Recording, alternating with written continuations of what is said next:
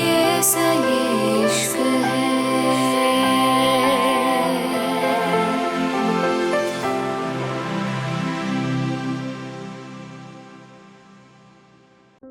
Sky island Kiara को बेहोश देख के सब लोग पीछे हो गए थे। आरोन, जिसकी गोद में कियारा गिरी थी, अचानक कियारा को इतने करीब देख के हैरान रह गया था।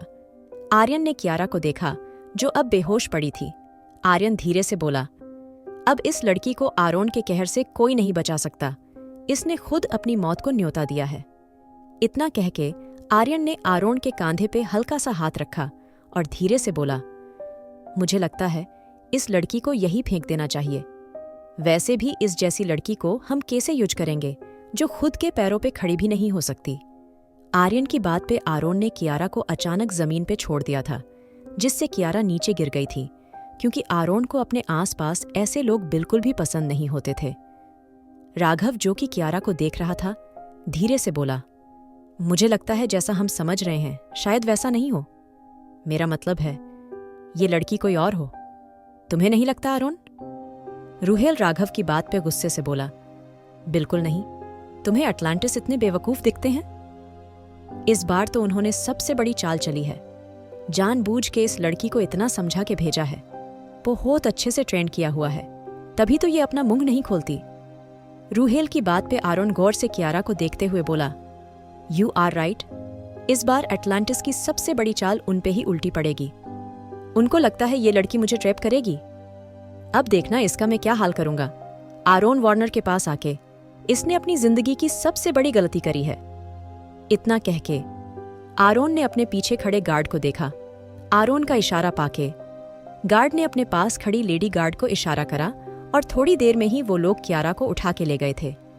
कियारा के जाने के बाद आरोन पीछे देखते हुए बोला, इस शिप की एक एक चीज सामने वाले रूम में रखवा दो और उसके बाद इस शिप को आग के हवाले कर देना। कुछ भी बचना नहीं चाहिए। और हाँ, जितने भी लोग बचे हैं सबको उस शिप में डाल के उसके बाद आग लगाना। सब के सब मरेंगे, सिर्फ उस लड़की को छोड़ के। अब मेरी उससे दुश्मनी सिर्फ अल्टांतिस की वजह से नहीं रही। आज उसने मुझे भी डिसरिस्पेक्ट किया है और इसकी सजा भी उसको मिलके रहेगी। इतना कह के आरोन वापस पलट गया था, जब आर्यन जल्दी से उसके आगे आते हुए बोला, आखिर क्यों आरोन? वो लड़की भी इन घुसपैठियों के साथ आई है ना? आज तुम अपनी ही बात से कैसे मुंह मोड़ सकते हो? जो भी बाहर से इस आइलैंड की जमीन पे आया है, तुमने उसके टुकड़े करके उसको भेजा है। तो आज ये लड़की, और इस लड़की को हम इतनी आसानी से छोड़ देंगे तो ये हमारी सारी इन्फॉर्मेशन उनको नहीं देगी। आर्यन की बात पे आरोन ने गुस्से से आर्यन को देखा और अपनी गन निकाल के उसके हाथ पे शूट कर दिया। लेकिन गोली लगने के बाद भी आर्यन ने कुछ नहीं कहा था, जैसे उसको इन सब की आदत हो। आर्यन ने गोली लगते ही अपना सर झुका लिया था। आरोन गुस्से से आर्यन के सर पे अपनी गन रखते हुए ठंडी आवाज से बोला, जब तक कहा ना जाए बकवास मत करा करो, समझे? और तुम्हें मैं इतना बेवकूफ नजर आता हूँ? इतना बेवकूफ हूँ मैं जो किसी को अपनी ही जमीन पे आके जिंदा वापस जाने दूं? मौत तुम्हें कोई सजा नजर आती है? मौत से सिर्फ कुछ पल इंसान तड़पता है, लेकिन उसको जो सजा मिलेगी वो उसकी जिंदगी तबाह कर देगी। लेकिन आरोन वार्नर उसको मरने नहीं देगा, क्योंकि आने वाले कुछ दिनों में अटलांटिस से मीटिंग है और उस मीटिंग में आरोन वार्नर उनकी भेजी स्लट को उनके सामने ही पेश करेगा। इतना कह के आरोन ने अपनी गन आर्यन के सर से हटाई और सामने की तरफ देखते हुए बोला, उस लड़की को अंधेरे कमरे में डाल दो। उसको मेरे लिए भेजा गया था ना, तो उसको सजा भी मैं ही दूंगा।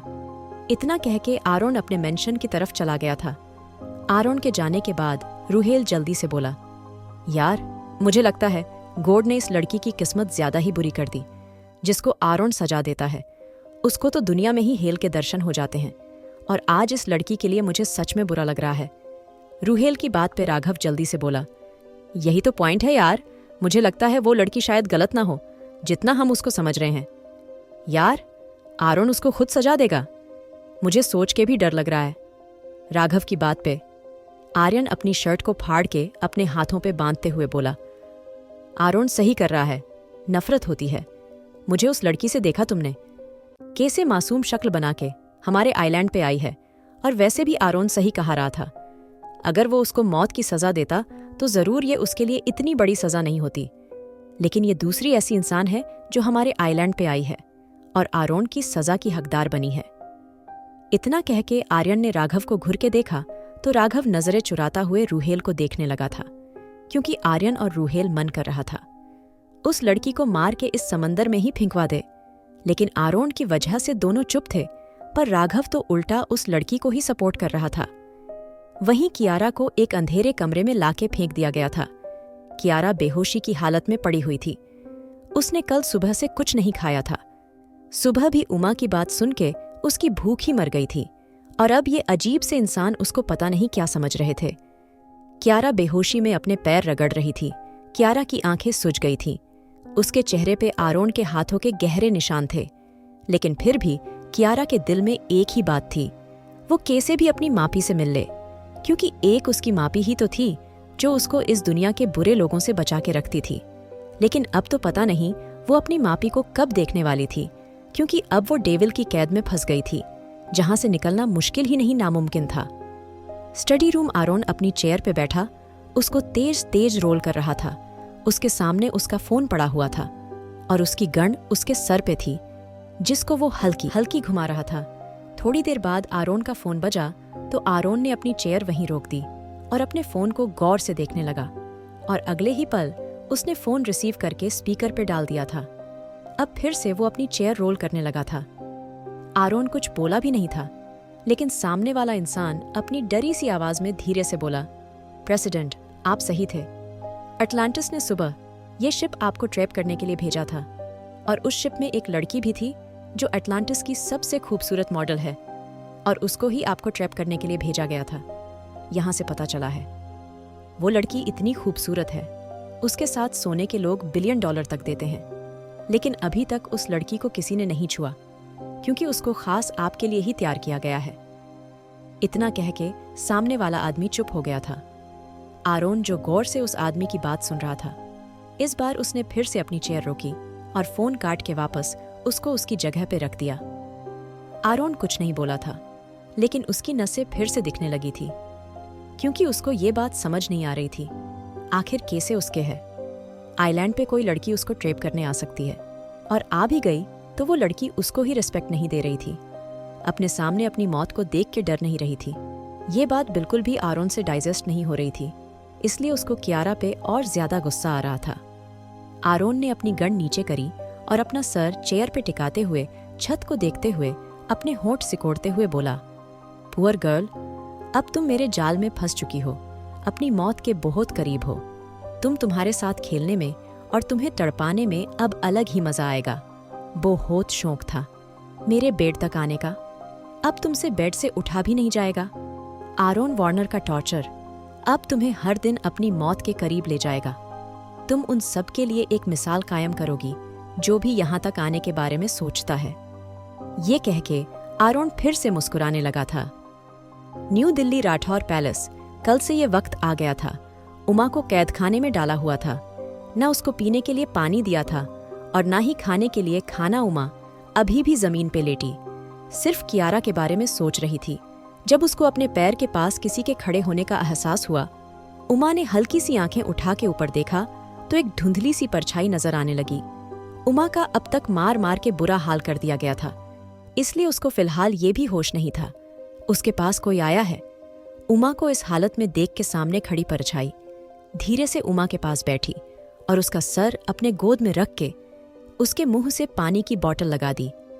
मुंह के पानी जाके उमा की हल्की सी आंखें पूरी खुल गई थीं और सामने बैठी अंजू को देख के उसके दिल में उम्मीद की किरण जाग गई थी। उमा जल्दी से अंजू से लिपट गई थी। अंजू ने भी उमा को गले लगा लिया था।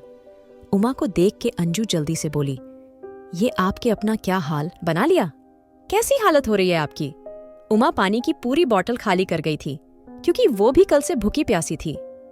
अब जाके उमा को अपने आसपास की चीजों का अंदाजा हुआ था। उमा जल्दी से अंजू को पकड़ते हुए बोली, मेरी किया? मेरी बच्ची? वो ठीक है ना? उसको तुम्हें सही जगह पे पहुंचा दिया था ना? अंजू उमा को शांत करते हुए धीरे से बोली, आप चिंता मत करो। कियारा तो अब इस देश से और इन लोगों से बहुत दूर निकल चुकी है। वो अपनी जिंदगी में पहली बार सुकून का सांस ले रही होगी, लेकिन मुझसे आपकी हालत देखी नहीं जा रही। अंजू की बात पे उमा धीरे से बोली, ये मुझे नहीं मारेंगे, क्योंकि मैं ही तो हूं जो इनके कितने राज जानती हूं, कियारा का पता जानती हूं। ये मुझे इतनी आसानी मरने नहीं देंगे। और इसका ही फायदा उठा कि मैंने अपनी किया को यहां से दूर भेजा है। लेकिन तुम यहां कैसे आई? उमा की बात पे अंजू जल्दी से बोली, बहुत लंबी कहानी है, आपको आराम से बताऊंगी। अभी तो आपको मैं ये खाना देने आई हूं। मैंने महल के लोगों से सुना है आपको कल से कुछ खाने पीने को नहीं दिया, इसलिए मैं बस यहाँ कुछ खाने को ले आई। अंजू ने कहते हुए अपने साड़ी के पल्लू से एक टिफिन निकाल के उमा के आगे कर दिया। तो उमा धीरे से बोली, नहीं अंजू, जब तक मुझे मेरी किया की खबर नहीं मिल जाती, मैं तब तक कुछ नहीं खाऊंगी। पानी तो मैंने जिंदा रहने में लिए पी लिया, लेकिन अब खाना नहीं। इतना कह के उमा दूसरी तरफ देखने लगी थी।